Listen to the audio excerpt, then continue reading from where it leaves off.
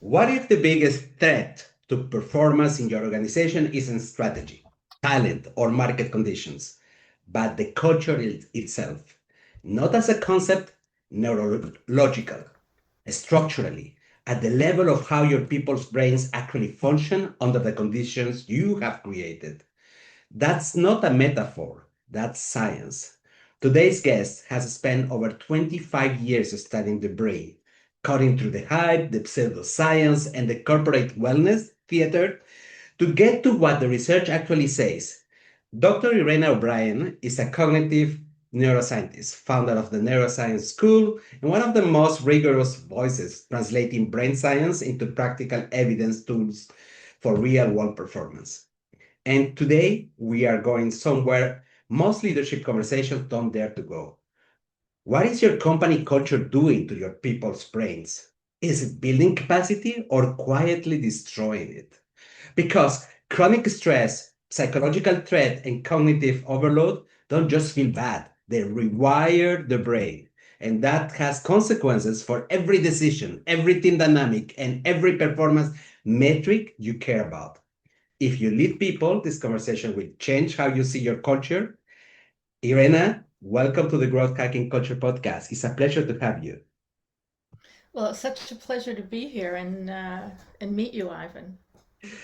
Listen, I have so many questions because it's the one of the few times that I'm going to be discussing culture from the neuroscience perspective, which is I'm a strong believer of on understanding how our brain functions in order to do the right thing that is going to have finally an impact in culture. And Yes. you have spent like kind of decades cutting through this noise around neuroscience. And you're pretty vocal about the fact that most of what organizations call brain science is actually just repackaged self help. So let's Yes. start there. What is the most dangerous neuroscience myth that is currently running loose in corporate culture? So the most dangerous myth in corporate culture is that insight creates change, and it doesn't, right? Not reliably. And so organizations keep acting as if people are rational actors who need better information, more motivation, or a more inspiring framework. But the brain isn't built that way, right? It's constantly asking, is this safe? How costly is this? What patterns have I learned before? And what do I need to do to protect myself here? So when companies roll out change and people do not adopt it, they often call it resistance or lack of buy-in or mindset. But very often it's a nervous system and prediction problem and not an information problem. Hmm. Even Yeah. something that I find quite amazing is that many of the human resources people have a degree in psychology. And it looks like Yes. as soon as they get that position that they wanted in human resources, they forget about the brain or the human psychology, and they just start doing stuff. We forgetting a little bit about what could be the impact. Is there going to be friction for acceptance about this new initiative, or what is it going to be the impact of CEOs or senior management teams that are a little bit an ass in the organization?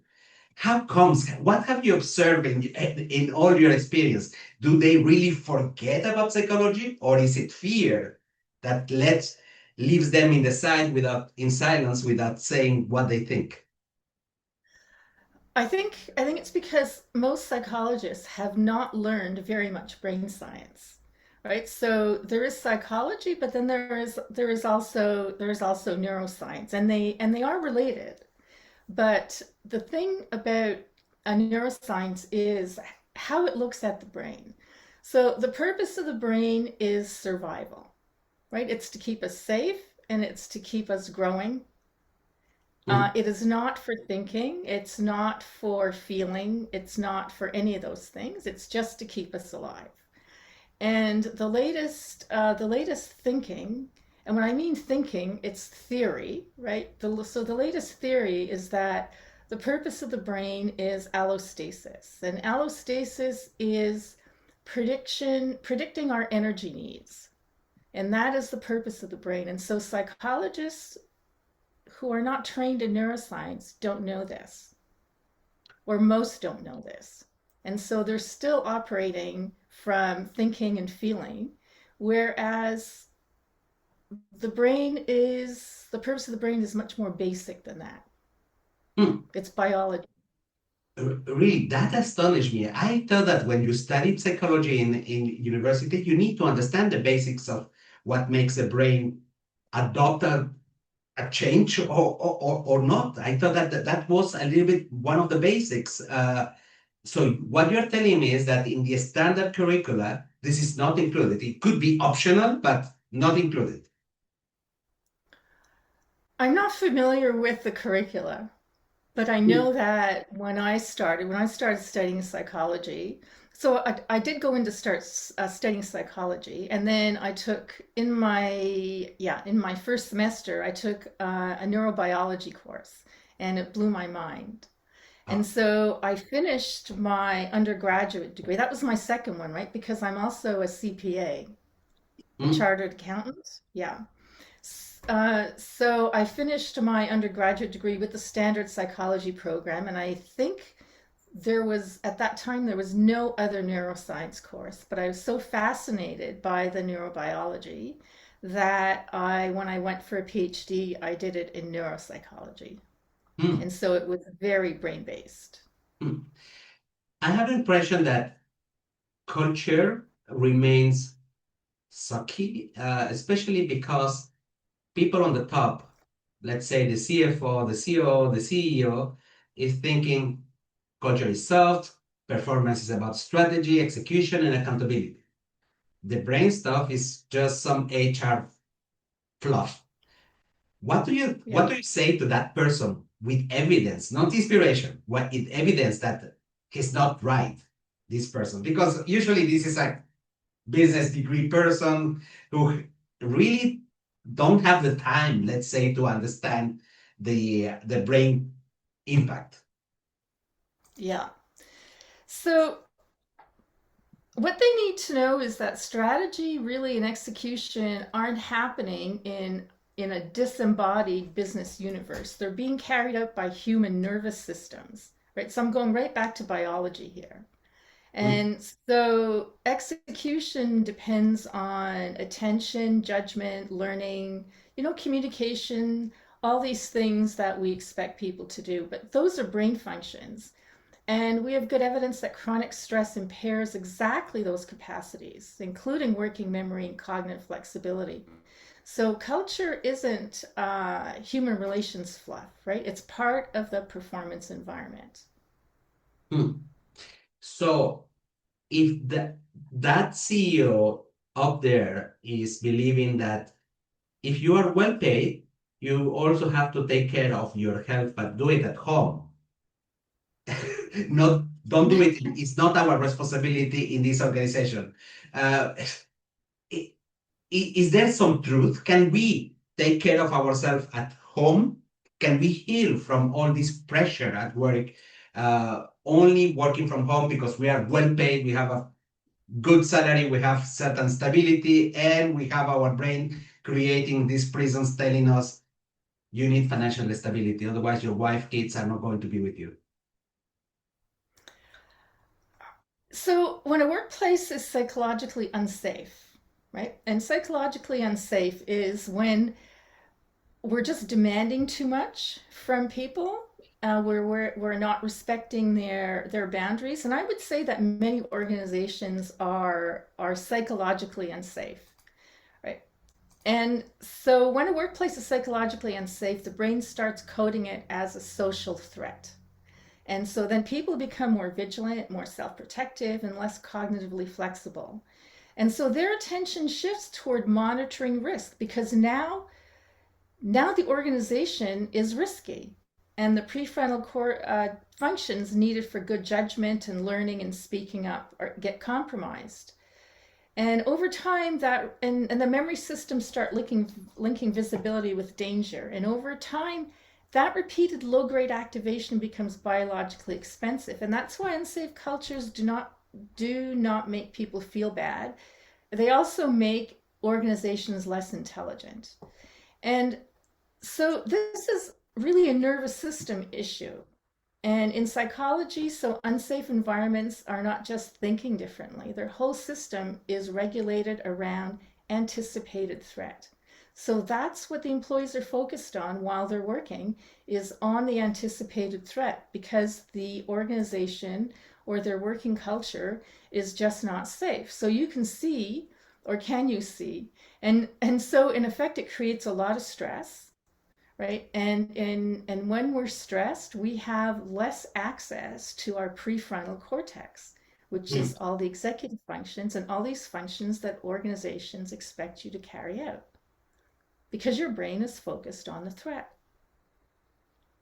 I'm thinking of a case, a scenario. Like, let's think about these management consultants of McKinsey, Bain, postal consulting, a lot of stress. Or let's think about some traders. No, I prefer the management consulting thing because traders sometimes they Mhm. don't need so much um, judgment Yeah. capacity. Sometimes it's pure Hmm. luck, whatever they do. Yeah. So these guys, despite the fact that it's completely a stressful environment where they have to deliver continuously, they are working 12 hours per day. Is it because they have a better resilience that they can still deliver, even though after 2, 3 years, there is already 30 to 40% of the guys who left the company to do something else because it's tiring. But do they have better resilience on top of course, they have been picked because they are the cream of the cream in college or in university.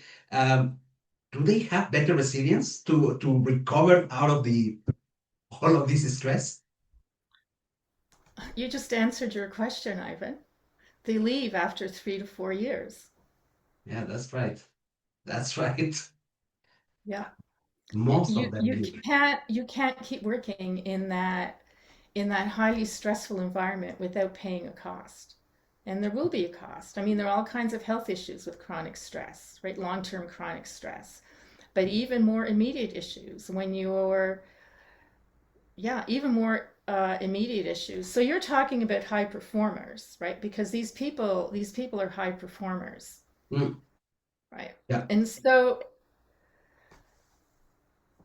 a toxic culture, right? And so we're talking about pushing high performers to be even higher performers.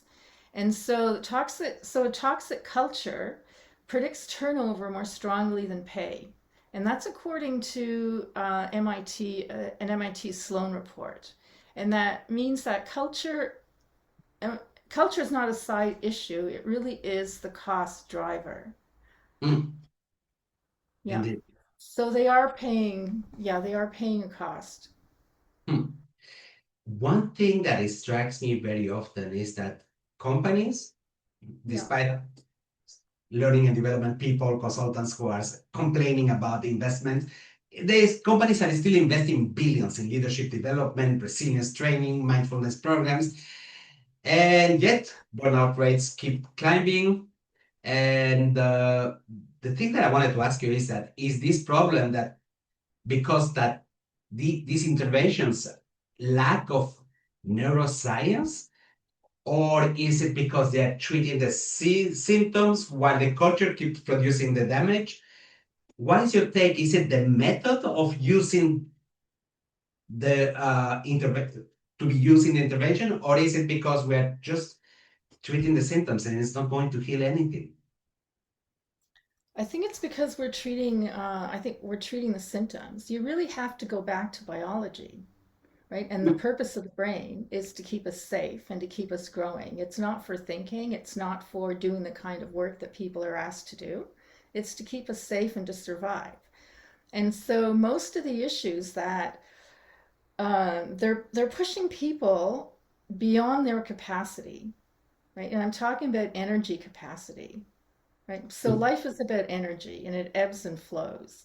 And sometimes we just don't have the energy. We just don't have the capacity. And so if you keep pushing people to go past their capacity, or if you have an environment that is psychologically unsafe, I mean there are costs to that, right? We mm. just talked about when an environment is psychologically unsafe, that people start to focus on threat. And I'm not talking about even consciously on threat. Their nervous system is focused and their brain is focused on threat even though they might be producing. Hmm. And eventually that'll lead to burnout. Hmm. What is funny, not funny, is that for years we have been using the same methodology for training people. So it's about throwing information, creating awareness that, for instance, about what is stress and how you can avoid. But the brain doesn't, I mean, it's not because I know something that I'm going to change. So Yeah. this is where the billions are happening. We learn about mindfulness since the COVID times, about resilience, but information doesn't change anything. So do we have a major problem about how these learning and development programs are developed? They are not developed for change, but they are developed just for information, or just like ticking a box, in fact. What would be the major change that you would, if you had like a magic wand, you would suggest in order that things really change? For leaders, Yep. yeah. In their leadership, I think the major thing that I would focus on is that they understand the concept of allostasis, right? Because I mentioned allostasis earlier, and because allostasis says that the brain's core job is to predict and regulate the body's energy needs in advance. And so that means that culture is not a soft layer on top of performance. Culture is one of the conditions the brain uses to calculate that cost, right? The threat, the effort, and the possibility. So if your culture is chaotic, punitive, or overload heavy, or full of uncertainty, people aren't just annoyed. Their brains are spending more of the day managing biological costs, right? Or managing that threat. And that changes attention, right? And they have reduced access to the prefrontal cortex. So exactly, the prefrontal cortex, I mean, is responsible for those activities that companies, that corporations want from their people. And so once a CEO understands that, then culture stops being about vibes, and it just becomes a question of whether the organization is creating the conditions for human brains to do their work, or quietly draining the capacity required for that work in the first place. And yeah, brain's always doing a cost calculation, and culture is one of the things that it's calculating from. I love this definition about the main function of the brain would be just to optimize the energy that you are spending. I like It's it. to In fact, predict the energy. to predict the So it's energy. predict the energy in advance. Yes. What you Exactly. will need. Yeah. Now, thinking about psychological safety. What is happening in our brain when we are in a place where we cannot voice out our concern? If we do a mistake, we get punished. I have seen it all. In fact, I have seen you don't have the right to an opinion because you're not senior enough, up to you get punished for doing small mistakes. Um, what is happening in our brain when we are constantly living that? Your brain goes into a fear mode, right? And it starts focusing on, so it goes into fear mode. It determines that the culture is not safe, right? The organization is not safe. And so it focuses on that fear. And it's always looking for that fear, right? It's always scanning for, it's scanning for the threat because there's always a threat. So it's scanning for the threat. And when it's scanning for the threat, that takes energy, and it's taking energy away from the work that they could be doing. They have less access to their prefrontal cortex to do the work because the brain is scanning for threat. And if you go back to the purpose of the brain, right, is safety and survival. Mm. So when you understand that, it changes really how you look at people, right? We're biological beings. And Indeed. and we can perform in a high performance culture, but as long as our capacity is respected, right? As long as our biology is respected. Mm. How does it actually reflect if I am a leader of a team and I have this a subgroup that is a high performer, and we actually tend to give to this high performer more work to make him a little bit more overloaded, more responsibility, more visibility, more pressure. Is there a Yeah. way to detect if it is too much compared to someone who is not a high performer, who is a regular performer, the traditional one? Um, how can we balance it? How can we detect and give the right quantity or the right treatment for each type of population? Wow. That's a good question. So first of all, things like mindfulness and resilience training are good, but they're not going to solve the problem, Mm, right? If the company keeps pushing them beyond capacity,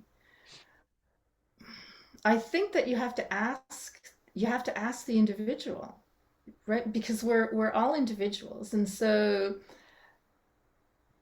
some of us have a lot of capacity, right, to perform very high, and others have less capacity to perform that high. And so you really have to ask the individual. The CEO needs to be sensitive to his team. mm. Now, the problem might be that, and it comes from us, like sometimes we are not going to answer sincerely because if we are a high performer, we don't want to show weakness. And that in the past, it has happened to me that somebody asked me, so is it too much? And you say, no, no ways. Especially in my 20s, I was saying, no, but that's okay all the time. And I paid it in my 40s, by the way. There you go. But we tend to protect ourselves because we are fearful that we are going to be punished, not in a regular way, but we are going not to be climbing all the time if we say, no, I feel tired. In fact, or my brain, or the last 2 hours, I was doing nothing in front of this PowerPoint presentation because my brain wasn't functioning. That's where leadership training needs to change, right? Leadership, I mean, CEOs and COOs really need to understand that we are biological beings, right? And that the purpose of the brain is survival and safety, right? And that it predicts our energy needs. And I think that that is the key. Also, I read a LinkedIn post yesterday, and it was a women-led organization. And I can't remember everything that she put in there, but she said she gives her people a week off every quarter. So they have not every 3 months. So they have 4 weeks off a year. They're allowed to take time to take their kids to the doctor. And this is mostly women in the organization. They're allowed to take time off for PMS symptoms. And she had a whole list of things that they're allowed to do. And all of that helps the organization or helps people to increase their capacity or to operate at their or to have enough capacity to operate.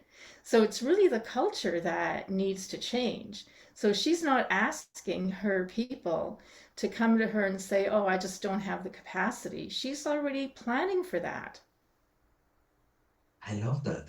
And in fact, we have a lot of people believes that capacity is something that you count in a day. The brain needs like small breaks and more decision power, autonomy to take decisions about my personal life and my work life. Yes. And this is something that decreases a little bit the stress because I noticed now that I don't work in a corporation, the possibility to go and pick up my daughter from guitar lessons at any time, I feel relaxed. And then I come back and I'm a little bit more recharged to continue working. And Yes. that's okay. Yes. Had my break. I had something that priority that I decided on my own. And this autonomy, I love it. Yes, and that's the other thing. We can't do hard cognitive work for hours and hours in a day. Mm, The maximum is about 6 hours in a day, and that's with taking breaks. Mm. right? And not breaks and go on your phone or listen to a podcast. Like, I mean, real breaks. Go for a walk at lunchtime. You know, if you can go into a park, that's even better. So there's a really elegant study from a little while back that had people do hard cognitive. They had two groups of people. One group did hard cognitive work, and this was in a lab, so they were doing just some tasks in a lab. Um, Hard cognitive work, and another group that did low cognitive work, so not very demanding. Mm. And periodically during the day, and they were doing this for 6 hours in the lab. And periodically they had them make decisions. And these were abstract decisions, but nevertheless, they were making decisions Mm. periodically throughout the day where they could either make a decision that would give them immediate reward or later reward. And what they found was that the people who were doing the hard cognitive tasks during the day, as the day wore on, their decisions started to drift toward immediate reward and easier decisions. So you see how at the toward the end of the day, right? If you don't have if you're not able to recharge your capacity, your decision making is going to get worse, right? You're going to be looking for easier and more immediate reward decisions, and that might not be your best decision in the circumstances. So That's that's what's happening with people, right? true. I need to send an urgent email to my university because I still remember that it was more than 6 hours of work, of cognitive work in my university. Yeah.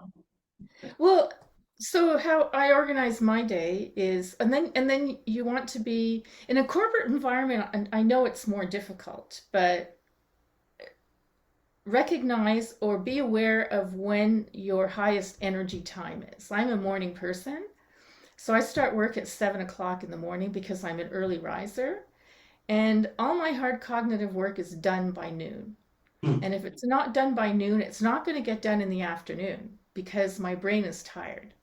Mm. So I do easier things. I used to be an accountant, so I'll do some bookkeeping, right? That I've got to do because I find that easy and repetitive. I'll make calls. We'll have calls, in the Mm. afternoon. So things like that that are still moving forward, but they're less cognitively demanding. Mm. Exactly what I do today. But back in the days, I wasn't that wise, so I was mixing every type of work, even during the night.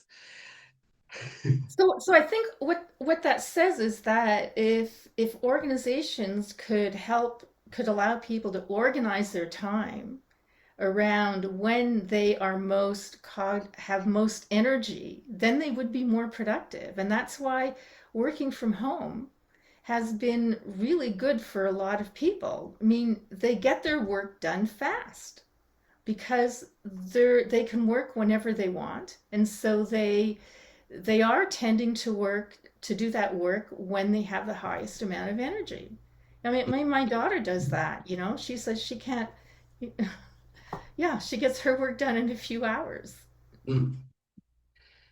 If every CEO of a Fortune 500 company had to spend 1 hour understanding one piece of neuroscience before making decisions about their culture, what would you put in front of them and why? I would put allostasis at the top of their agenda. And that's because allostasis says the brain's job is to predict and regulate the body's energy needs in advance. And so that means we already talked about that culture is not a soft layer on top of performance. Culture is one of the conditions that the brain uses to calculate cost, threat, effort, and possibility. So if your culture is chaotic, punitive, overload heavy, or full of uncertainty, people aren't just annoyed. Their brains are spending more of the day managing that biological cost. And that changes their attention, their flexibility, their judgment, their collaboration, their recovery, and ultimately their performance. And so Once a CEO understands that, then culture stops being about vibes, right? So it's not woo-woo stuff. It Mm. becomes a question of whether the organization is creating the conditions for human brains to do their best work, or is it quietly draining the capacity required for that work in the first place? Mm. I have a curiosity question for you that I didn't plan, but I just thought about it because of our earlier discussion, is that we are living in a world with a lot of volatility, a lot of political issues going around the world. Is the workplace a good place to discuss that? Just because the same person who is worried about what is going on in the world is coming to work and has a lot of stress, a lot of volatility, and our brain it cannot forecast anymore about the level of energy because we are just stressed all the time. Should we open up a discussion in the workplace about what is going on outside? So focusing on what is going on currently, right, which is stressful for people, that's just traumatizing yourself because there is really nothing that we can do about it, Mm, right? And so talking about it at work, yes, maybe if you need to, but you have to be careful how much time you spend on that mm, because it's just bringing your energy levels down. It's creating stress for you. So, and then we also have to be careful about how much news we watch. And it is, I mean, for some like CEOs and that they really need to be in touch with exactly what's going on. But for most of us, we don't have to. And that doesn't mean ignoring the news. So I use the BBC News app. I use the mm. BBC app. So I just get my headlines. If I want to dive deeper, I dive deeper. But I get the headlines so I know what's going on in the world without traumatizing myself because there's nothing I can do about it. That's a good tip because I shouldn't be going to Twitter anymore in my life because that is traumatizing and I do it every day. Yeah, yeah. I mean, if you can do some things, people will demonstrate or they'll put together packages to send over. I mean, that is contributing something. If you can do that, that's where you should put your energy if that's what you want to do. But energy into just being stressed about it is just yeah, it's we talked about stress. It's reducing your cognitive performance and it's just creating a negative. You're traumatizing yourself. Mm. Irina, how can people reach you out to ask you more questions about how neuroscience can do a better culture, or manage the organization in a better way, or improve even the well-being of people? Is there a way that they can reach you out? An easy way. Yeah. So I've put something together for your audience, and it's called the Applied Neuroscience Starter Kit. And it's for anyone whose work involves helping people change. So, coaches, therapists, practitioners, or anyone who wants to bring real science into the way they do that. And here's what most of us were never taught. We were never taught the neuroscience. Like we learned frameworks and we learned questions to ask, but nobody explained what the brain is actually doing when someone tries to change. And that's not their fault. It simply wasn't in the training. Mm. So that's what this is. And the first piece is the neuroscience of why clients get stuck. And that gives you 10 insights into what actually happening when someone understands what they need to do but can't seem to do it, such as why willpower fails and why insight isn't enough and what the nervous system needs instead. And each one comes with something that you can use in your next session. And the second piece is the brain based change blueprint. And that shows you the three conditions that have to be present before change becomes possible: safety, capacity, and small repeated steps. And it's the same framework I've taught over 500 practitioners over the past decade. And if you work with people who keep falling back into old patterns, this will show you why and what to do about it. So you can just go to loveneuroscience.com// culture and you'll get both these pieces immediately. And so that's loveneuroscience.com / culture. I will put these two links below this episode so that we people has a little bit more of access. So as I mentioned before, I will also put the link to neuroscienceschool.com and to your LinkedIn profile. Irena, it was really nice to speak to you. It was just so nice speaking to you, Ivan, and getting to know you.